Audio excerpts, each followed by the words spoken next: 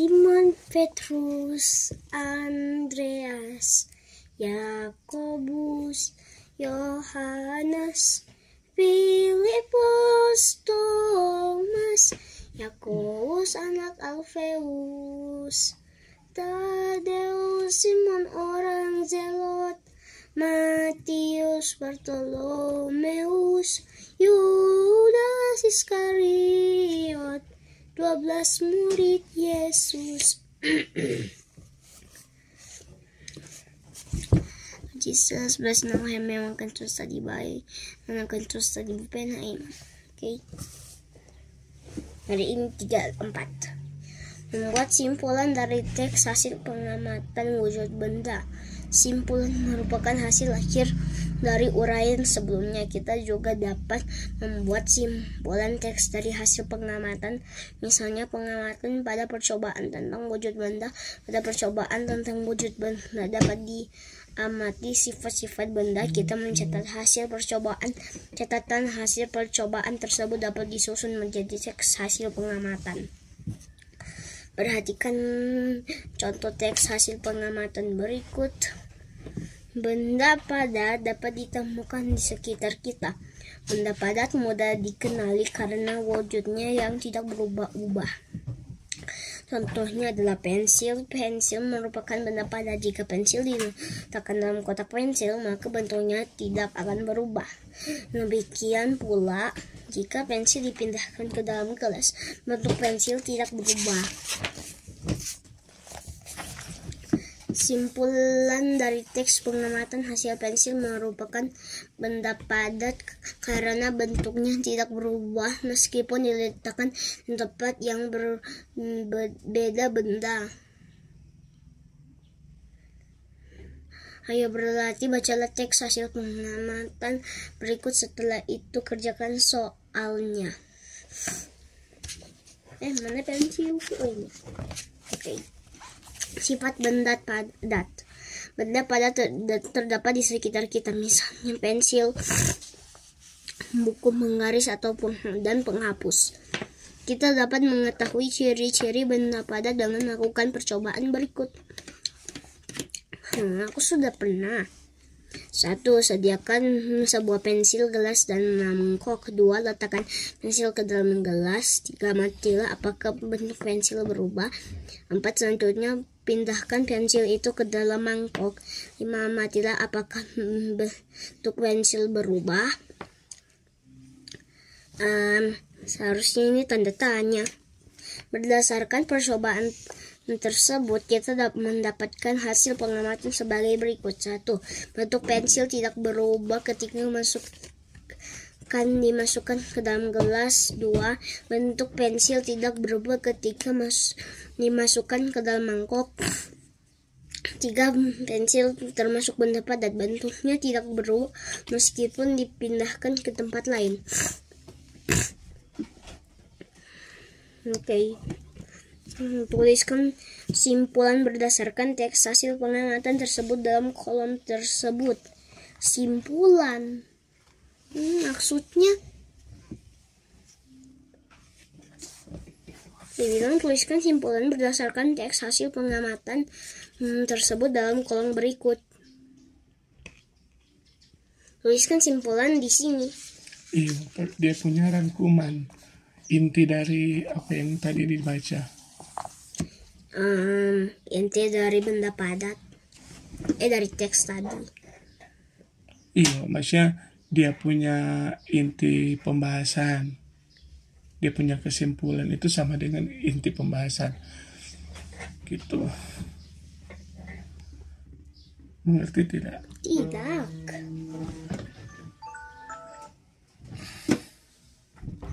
Tak mengerti. Benda padat itu kesimpulannya seperti apa? Benda padat adalah, dia punya ciri-ciri. Aku tahu ciri-cirinya benda padat. Sesuai yang kakak ada pelajari ini. Iya, apa? Benda padat ciri-cirinya benda yang tidak bisa berubah wujudnya jika dipindahkan ke wujud. Itu yang aku tahu. Tulis itu dong. Benda padat itu tidak bisa berubah warna dan Apa? Berubah wujud. Jud.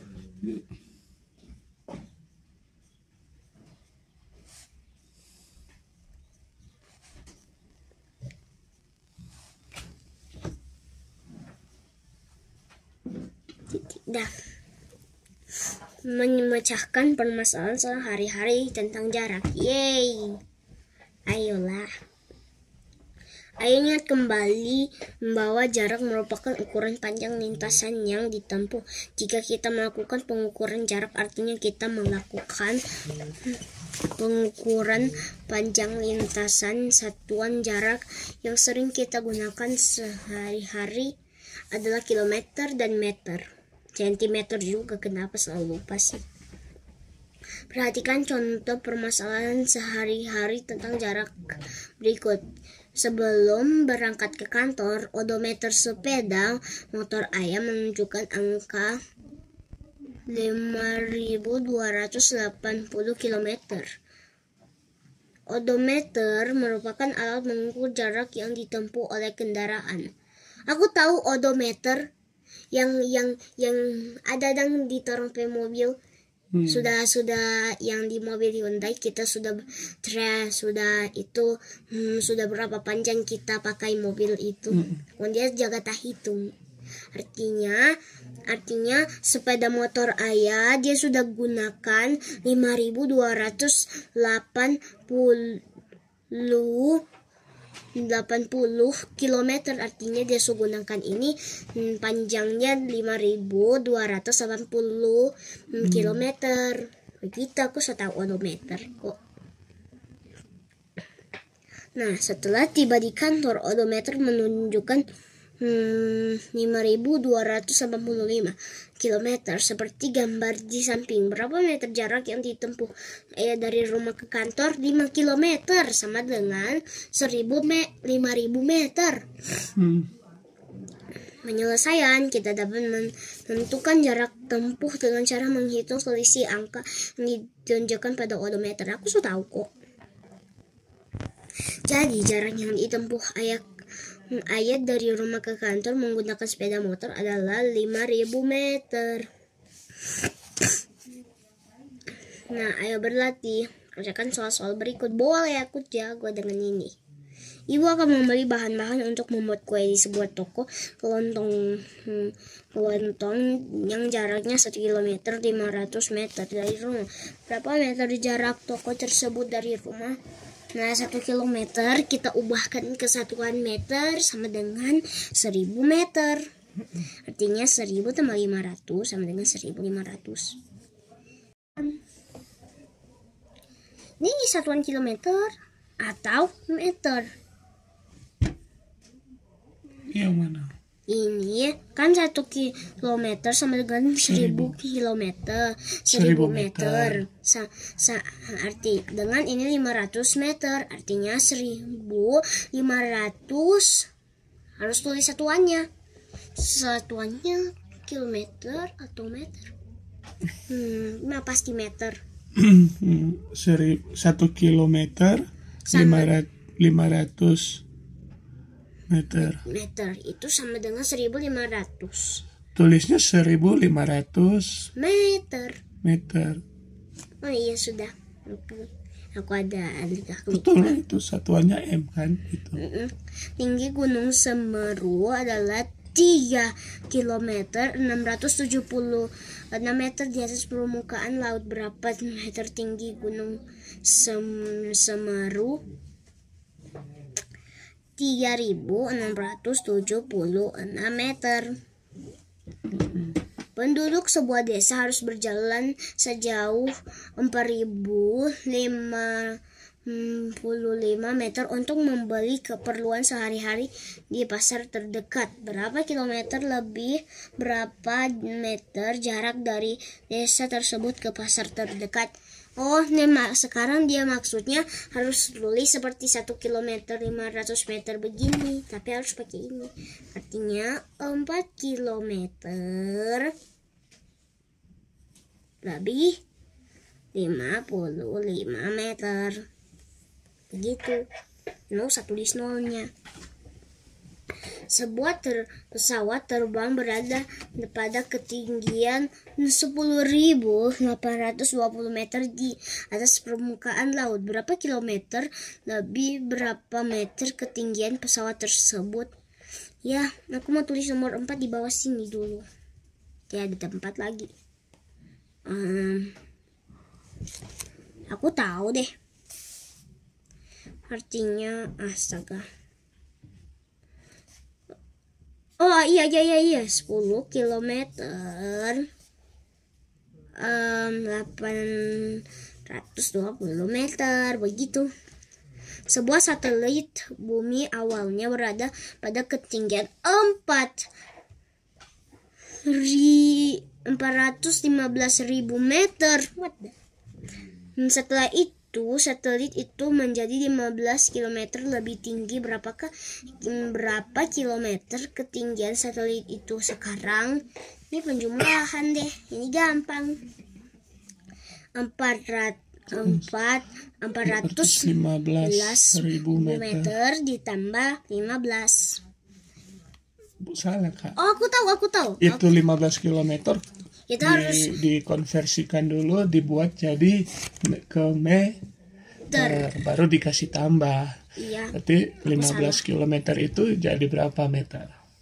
Tunggu, kan katanya kalau 1 kilometer sama dengan 1.000 meter. Artinya ini 15.000 meter. Tambah berapa itu? Ini 415 meter tambah 15.000. Oke.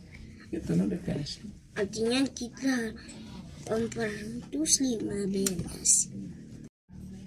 ditambah 15.000. 15.000. Aku tambah. No. 5 tambah 5 10. Titik dulu. Nah, 10 taruh 0, simpannya 1 tambah 1 tambah 1 3 dan 4 di sini. Oke. Ini hasilnya. Ayo tulis. 430.000 meter. Aku lupa harus tulis nolnya dulu. Oke. Lanjut. Nah, gerak kuat dan gerak lemah. Pada pembelajaran sebelumnya, kamu sudah belajar tentang macam-macam gerak kepala dan tangan dalam tari. Sekarang kita akan mempelajari gerak kuat dan lemah pada gerakan kepala dan tangan. Gerak kuat adalah gerakan yang dilakukan dengan tenaga yang kuat. Gerak lemah adalah gerak yang dilakukan dengan tenaga yang lebih lemah. Perhatikan contoh gerak kuat dan lemah berikut. Contoh gerak lambat. Gerak kupu-kupu terbang, gerak menggeleng kepala. Contoh gerak cepat. Gerak kedua tangan naik dan turun. Gerak kedua telapak tangan diputar begini.